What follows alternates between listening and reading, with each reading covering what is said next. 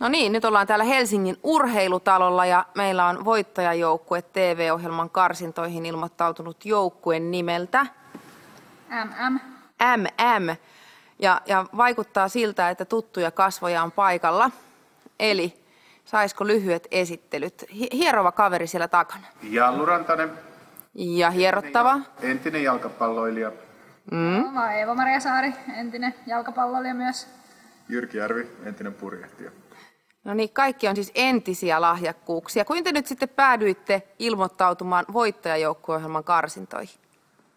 No, me oltiin talvella siinä Mestareiden mestarit -ohjelmassa ja sitä kautta tunnetaan, että tämä on hyvä juttu. Olikohan tämä Eeva-Maria sun idea? Sä ainakin olet paljon siinä alussa järjestelmässä. Joo, meillä on ollut vähän ajatus, että tehdään tämän porukan kanssa, ketä meitä oli kilpailemassa. Ja me vietettiin monta viikkoa yhteistä aikaa ja ajateltiin sen jälkeen, että kehitellään kaikenlaista liikuntaan liittyvää ja muuhun vapaa-aikaa yhdessä. Sounds good. Teillä on nyt erinäköisistä urheilijoista koostuva joukkue. Mitkä on ne lajit, mistä uskotte, että on eniten hyötyä? Pallolajit. Kuka on teidän ässä? No riippuu vähän. Eeva tietenkin. Eeva on kyllä meidän ehdoton syömähammas. Joo. Kyllä se taida Jyrki minä on olen.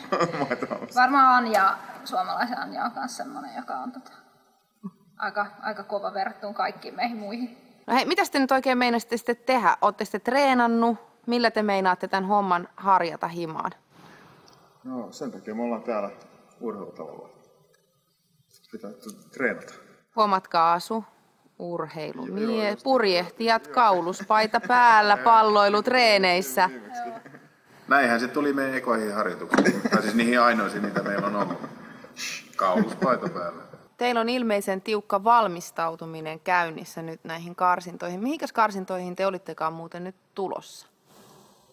Espooseen. Espooseen. Huhut kertoo. Ja Helsinkiin ja sitten kaikkiin muihin. Ja Tampereelle ja Turkuun ja Kuopioon. Niin pitkälle, että päästäisiin mukaan. Miten te valmistaudutte nyt näihin karsintoihin? Käydään muutamat kerrat treenaamassa ja Jallu hioo vähän kuntoa, niin kyllä me sillä mennään. No. Pelkällä kunnolla, kun kyllä tuossa pitäisi saada palloa vähän tuohon kaukaloonkin, vai mikä hemmetit on nimi on. Tästähän me oltiin vähän huolissamme, että entisiä jalkapalloilijoita ja purjehtijoita, niin miten teiltä toi heittäminen onnistuu?